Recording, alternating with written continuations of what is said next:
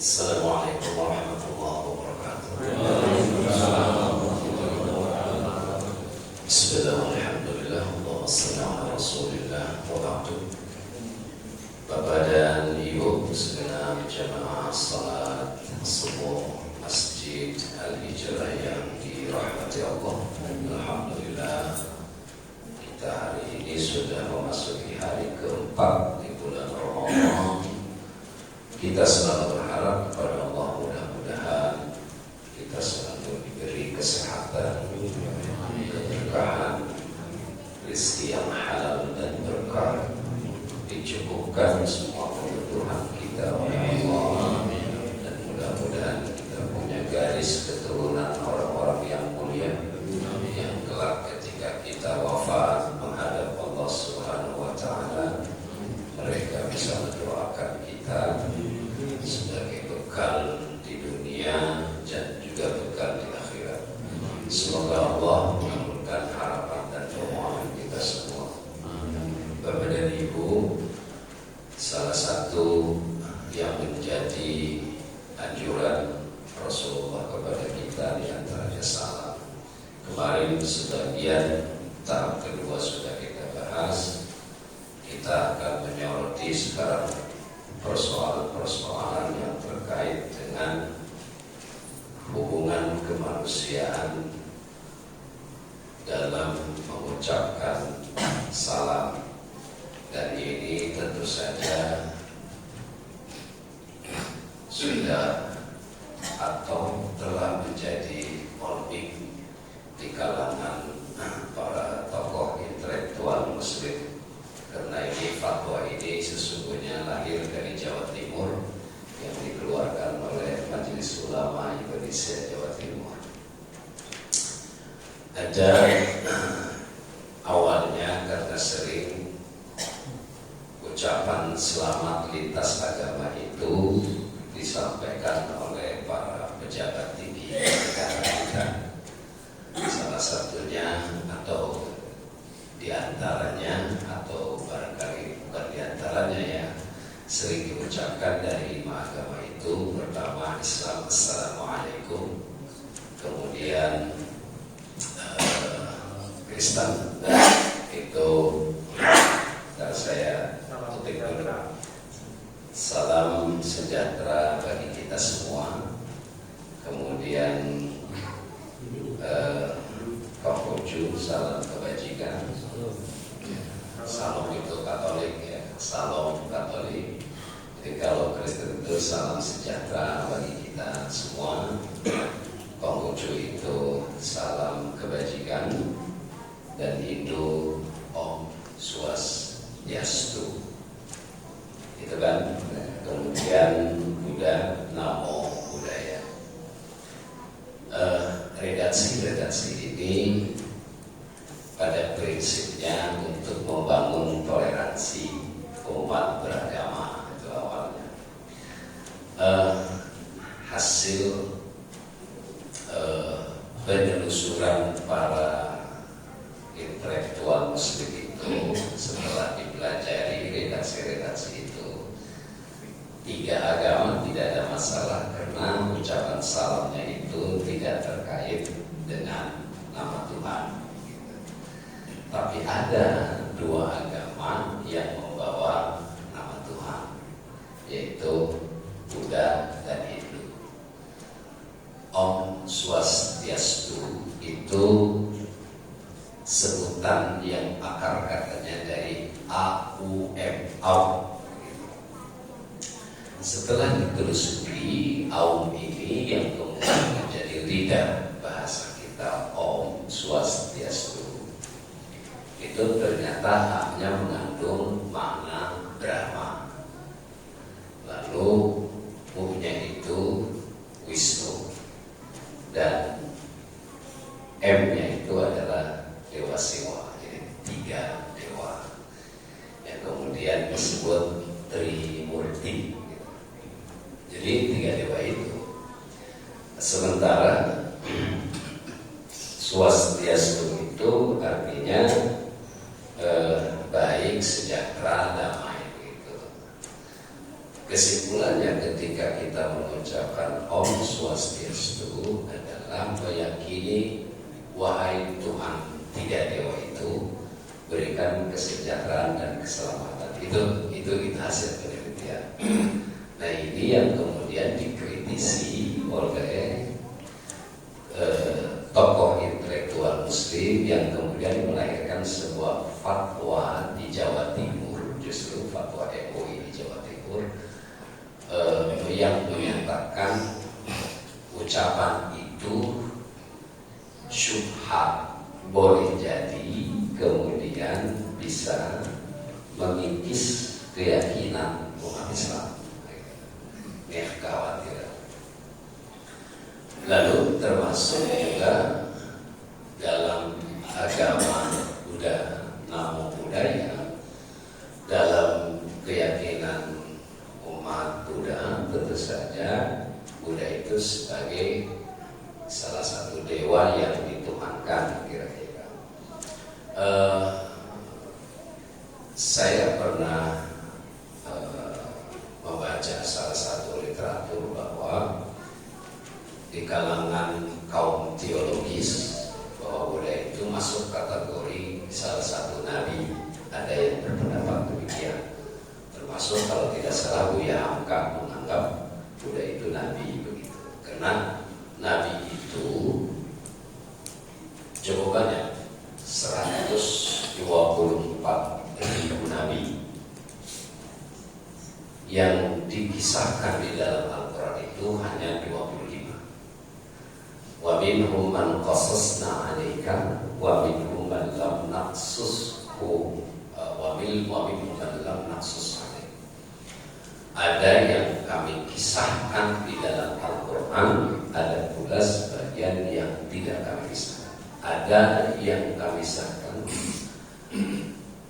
di dalam Al-Quran, ada juga yang tidak kami kisahkan. Jadi kalau dikisahkan 100 dalam Al-Quran dari jumlah Nabi 124.000 Nabi itu cukup banyak. Kemudian ada istinbat para ulama, dari 124.000 Nabi itu ada 131 Nabi yang sekaligus menjabat sebagai Rasul. Dari 131 yang menjabat Nabi dan Rasul, kemudian yang dimasukkan di dalam Al-Quran wajib diketahui itu ada 25. Itu jadi ada 25 itu yang kita kenal sekarang.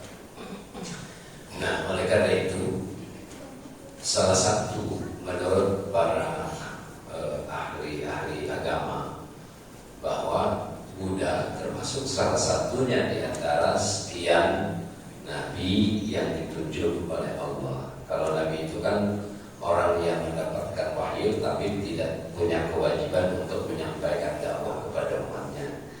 Kalau Rasul itu mendapatkan wahyu dan dia punya kewajiban untuk untuk mengajarkan dakwah kepada umat. Itu ada perbedaan. Jadi status Rasul itu lebih tinggi daripada status Nabi begitu.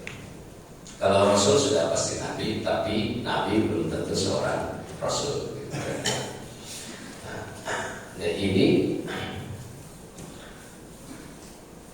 ketika orang juga mengucapkan Namo Buddhaya, salamnya orang Buddha, maka artinya terpujilah Buddha. Dua agama ini yang kemudian mendapatkan sorotan dari kalangan intelektual Muslim yang kemudian melahirkan fatwa MUI di Jawa Timur. Dan ini kemudian akan diperdalam kembali di MUI pusat, tapi saya belum tahu apakah sudah keluar fatwa ini atau tidak. Dalam fatwa itu isinya hanya menganjurkan karena mengandung syubhat yang menggiring kira-kira menggiring keyakinan umat Islam itu untuk meyakini tiga Tuhan, Trimurti, dan menuhankan Buddha begitu. Bapak dan Ibu, dua agamanya salam tiga agama dari 5 agama salamnya tidak bermasalah karena memang tidak membawa nama Tuhan. Nah, dalam Islam itu ada membawa nama Tuhan. Assalamualaikum warahmatullahi wabarakatuh. Itu ada nama. Oleh karena itu dalam pandangan Islam, Assalamualaikum warahmatullahi wabarakatuh, terjadi juga perdebatan di kalangan ulama, sehingga ini kemudian perlu kita kaji lebih mendalam. Pertama, ada yang berpendapat boleh menjawab salam orang muslim dengan menggunakan waalaikumsalam. Ada juga yang menggunakan, boleh juga yang ada yang berpendapat boleh juga menambahnya dengan warahmatullah. Ada juga yang berpendapat hanya cukup dengan waalaikumsalam. Ada juga yang berpendapat dengan waalaikum. Nah, ini variatif pandangan-pandangan ini, tapi semuanya prinsipnya penghargaan, penghormatan yang diberikan oleh orang kepada kita wajib dijawab, meskipun nanti terjadi perbedaan pandang di kalangan para ulama. Saya ingin mengulang kembali bahwa kata waalaikumsalam sesungguhnya jika orang yang menyampaikan salam itu meski bukan orang muslim, tapi karena tuntutan penghargaan terhadap kita, maka kita wajib menjawabnya dengan waalaikumsalam. Kan banyak tuh datang ke rumah kita, ya apalagi pengurus RT, pengurus RW, ustaz, haji itu datang ke rumah kita, assalamualaikum, gitu kan, haji gimana? Waalaikumsalam.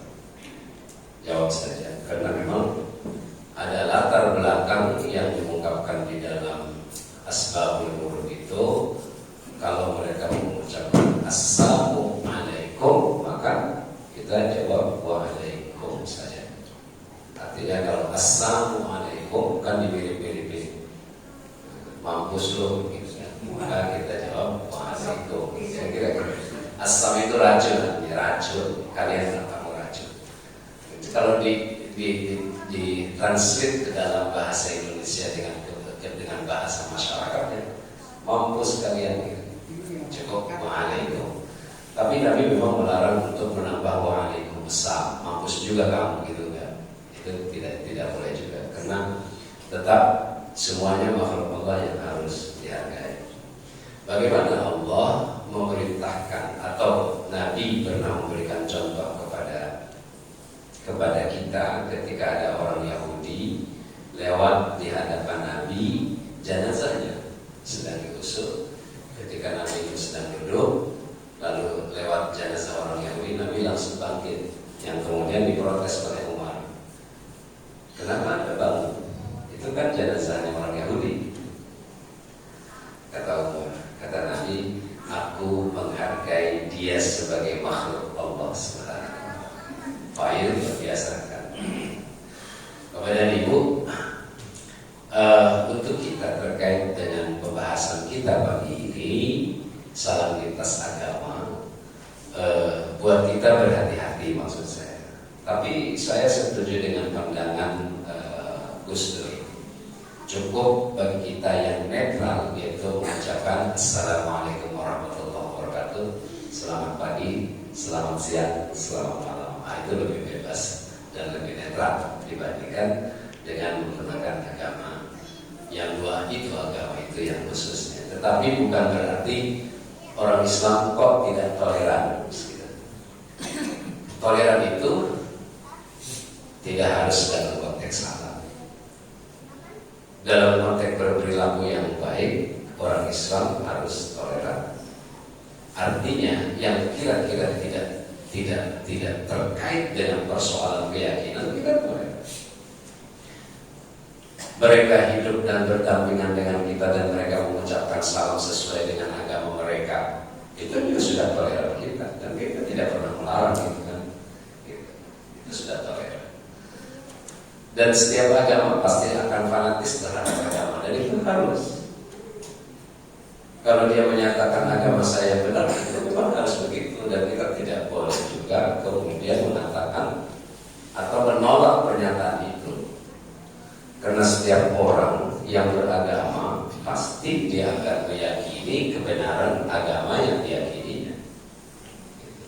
Kita mengatakan Islam itu baik dan benar, mereka juga akan mengatakan agama mereka juga baik dan benar. Itu fanatisme terhadap agama harus dijunjung oleh kita dan harus dihargai. Tidak boleh juga kita untuk kemudian mencela. Sifatnya dalam Islam itu mengajak, bukan mencela. Kita lihat misalkan salah satu ayat yang diungkap di dalam Al-Quran, وَلَا تَسُبُّوا الَّذِينَ يَدْعُونَ مِن دُونِ اللَّهِ فَيَسُبُّوا اللَّهَ عَدْوًا بِغَيْرِ عِلْمٍ. Jangan pernah kalian mencaci maki, mencela orang-orang yang beragama di luar Allah atau di luar selain agama Allah. وَلَا تَسُبُّوا الَّذِينَ يَدْعُونَ مِن دُونِ اللَّهِ.